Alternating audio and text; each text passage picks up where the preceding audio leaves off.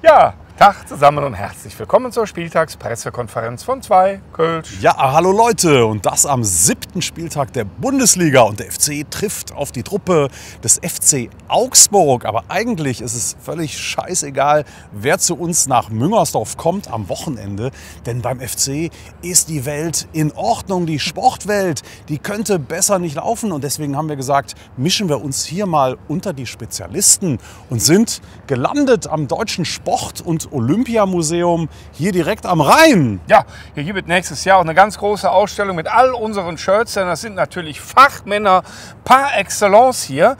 Und das Lustige ist ja, dass all die Fachleute im Moment, die machen so Augen, ne? Und wir können uns alles erklären, ne? Die ganze Journalie sagt, warum wir so gut sind, ne? Ja. Vor ein paar Wochen haben sie noch gesagt, warum wir es so schwer haben werden in der ersten Liga. Ja, so läuft das, ne?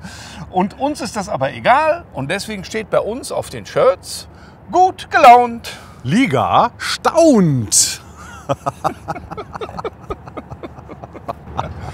2 Kölsch. Auf 3 Punkte gegen Augsburg. Prösterchen, Leute.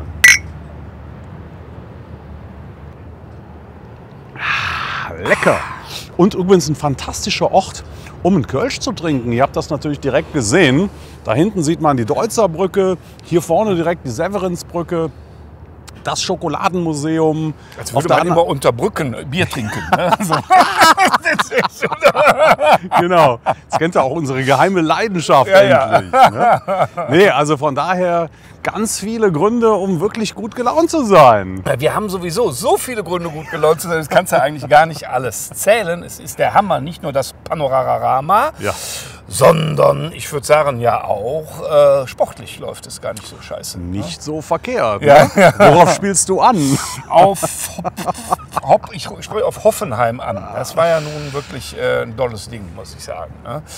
Ja, mega. Also wirklich mega. Ich war selten nach einem Bundesligaspiel wirklich so unglaublich gut gelaunt wie nach diesem Hoffenheim-Spiel. Ja. Also die Art und Weise, wie wir das Ding wirklich wegverteidigt haben und am Ende verdient diese 3 Punkte mit nach Hause genommen. Es war ja nicht nur ein, es waren ja 3.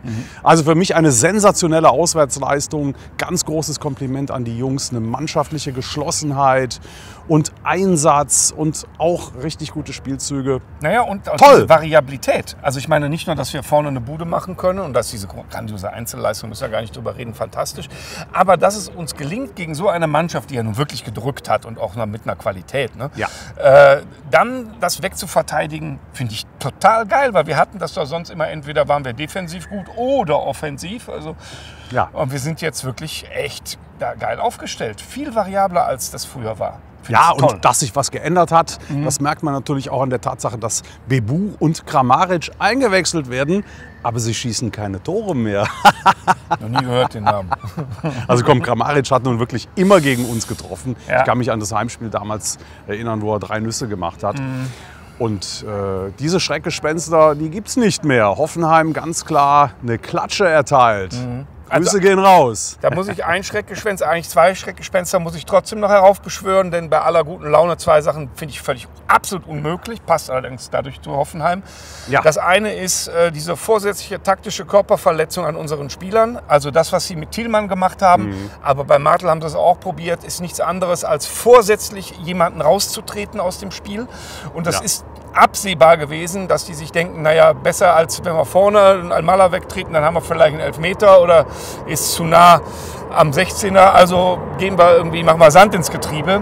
Ekelhaft, ich fand das wirklich ekelhaft und dazu spricht auch, dass die 3. gelbe Karte, die es gegen Thielmann dann ja gab, also nicht gegen Thielmann, sondern gegen den Spieler, der ihn gefoult hat, war im Mittelfeld. Also wenn du im Mittelfeld jemanden so faulst, dass du eine gelbe kriegst, dann hast du es extra gemacht. Es tut mir leid. Also am Ende scheißegal, wir sind trotzdem gut gelaunt. Da hätten die Hoffenheimer unsere ganze Mannschaft wegtreten können.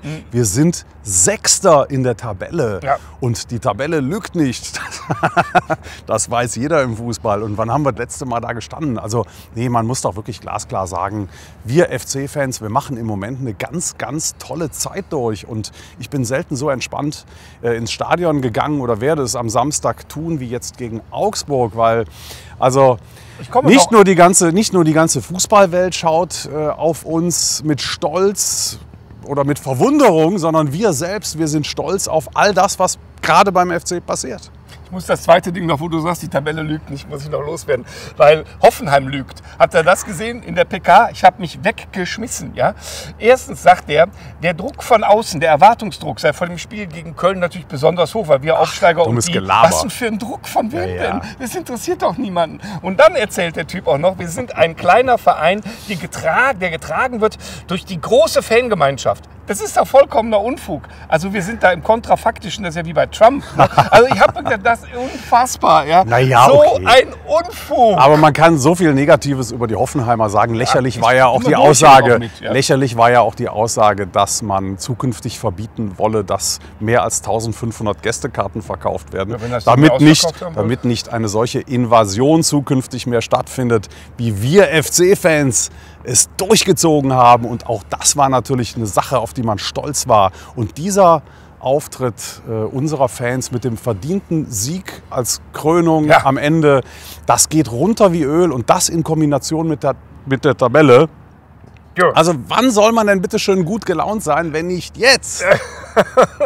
Absolut. Und es tut mir furchtbar leid, dass ich dich quasi unterbrochen habe beim auf Augsburg gucken, denn das sind wir doch noch gar nicht. Hast du nicht von Augsburg schon gesprochen? Doch eben. Doch. Habe ich von Augsburg gesprochen? Nee, ich meinte natürlich Hoffenheim. Entschuldigung. Ach so. Hab ich nicht gedacht, du hast mich total durcheinander gebracht mit deinem Hoffenheim-Geschimpfe hier. Gute Laune ist... Habe ich echt Augsburg? Ich meine, du seist schon rübergegangen, ist mir aber egal. Nee. Ich wollte nur sagen, auch da gibt es Dinge, die uns extrem gut gelaunt machen. Und mich persönlich erfüllt mit der allerbesten Laune, dass ich Vollidiot vor der Saison noch dachte, ich würde gerne diesen Trainer haben, Sandro Wagner. Ja? Ich habe das immer gesagt, das wäre mir eigentlich lieber. Warum schaffen wir das nicht? Und jetzt muss ich sagen, was ein Glück, dass die auf mich nicht hören. Ja? Also, das macht mir so gute Laune. Naja gut, also ich sag mal, wenn wir FC-Fans wirklich tolle Zeiten haben, dann können die Augsburger eigentlich nur ziemlich peinlich auf den Boden gucken. Denn was der Trainer da abzaubert, ich meine...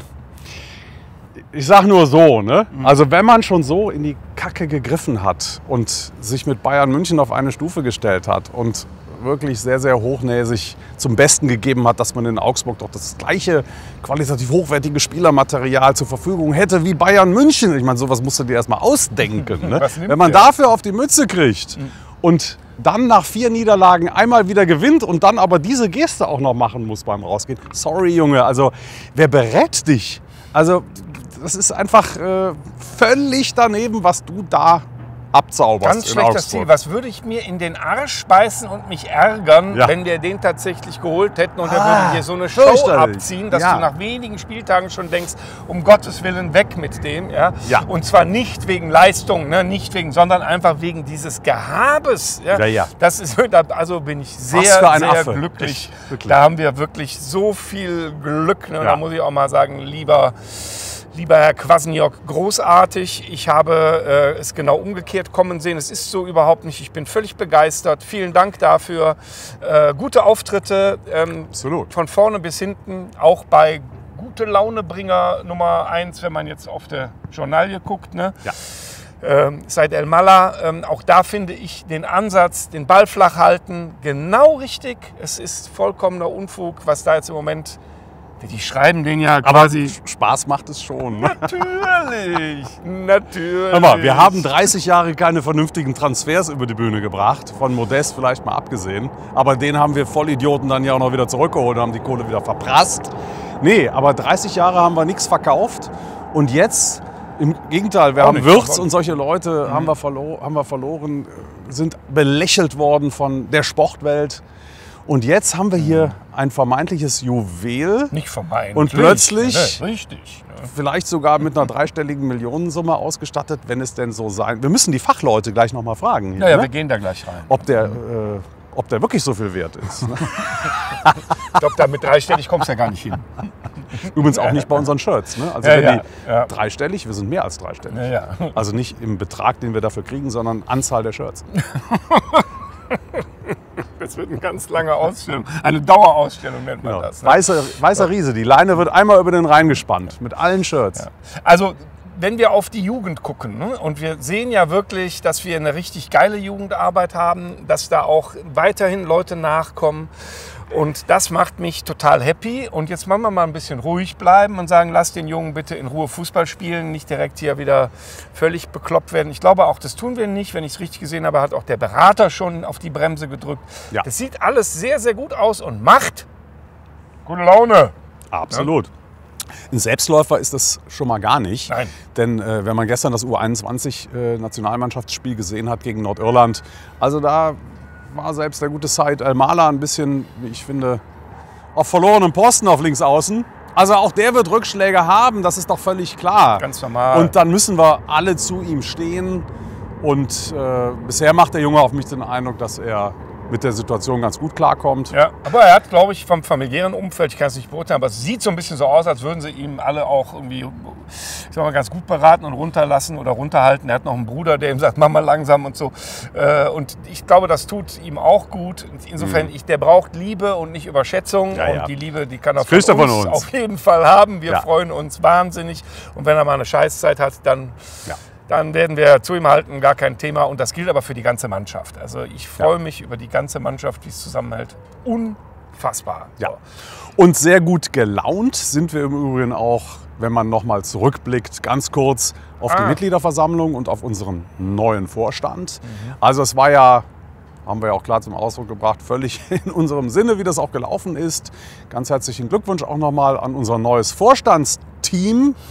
Und du wolltest jetzt auch noch 3 Takte zu den Vorgängern sagen, ja, völlig zu Recht. Ja, ich würde sehr, sehr gerne mich bedanken beim jetzt alten Vorstand für die dann unterm Strich für mich sehr, sehr gute Arbeit. Man muss einfach sehen, dass alles so seine Zeit hat.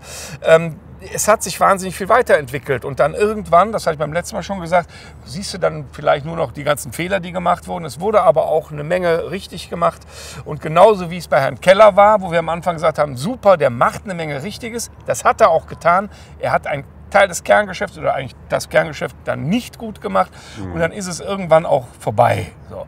Also ich sage ganz, ganz herzlich Dankeschön. Das war eine gute Zeit und jetzt wird es noch besser. Schließe ich mich sehr, sehr gerne an. Danke an euch Jungs und wir werden den persönlichen Bezug zu euch auch insofern niemals verlieren, als dass wir ja damals diese berühmt-berüchtigte PK mit euch gemacht haben, zumindest mit Teilen, mit dem Werner. Das Video der Schande. Ja, und dem Jürgen Sieger. Und haben euch ja auch so ein bisschen mit damals vielleicht in Amt und Würden gehievt mit dieser Aktion. Ihr hattet ja keine Konkurrenz. Also genau, ihr musstet ja gewählt werden.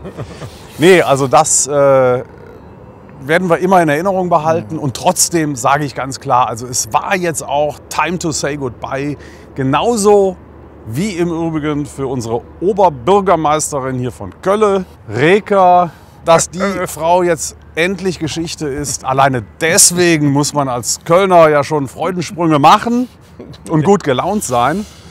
Dass wir aber auch so einen tollen Nachfolger gefunden haben mit Kollege Burmester, der ja auch unser Favorit war. Also von daher, bei uns klappt im Moment einfach alles. Der muss jetzt natürlich liefern. Er muss jetzt liefern. Immer das Gleiche. Das gilt auch für den neuen Vorstand und so. Ja. Das hilft alles nichts. Jetzt also Gleuler-Wiese ist ja wohl kein Thema. So. Das kriegst du hin. Ja, ja. Ne? Locker. Ne? Die paar Grünen im Rat. Ja. Meine Güte. Ja, ja. Ich sage nur Ausgleichsfläche. Also das ist ja alles eine Schwabe. Das müssen wir jetzt nicht vertiefen, das machen wir nicht. Wir sind gut gelaunt und eigentlich jetzt auch am Ende angekommen. Ne? Oder haben wir noch jetzt? Obwohl bei guter Laune möchte man ja nie, dass das endet. Gute Laune ist doch was, das darf einfach nicht enden. Deswegen werden wir die hoffentlich über das kommende Spiel hinaus haben. Ja. Und dann sehen wir uns. Und jetzt müssen wir den einen Kollegen noch grüßen, da unten, wo das Schiff anliegt. Der hat nämlich... Pass auf, die krabbelt bei die Wespe da rein, in die Flasche. Jawohl. Dämliches. Oh, die kommt jetzt zurück hier. Leute, wir sehen uns am Samstagnachmittag, endlich wieder ein Nachmittagsspiel, 15:30 Uhr im Müngersdorfer Stadion. Und dann hauen wir die Augsburger weg. Prösterchen. Das ist mal völlig klar, ey.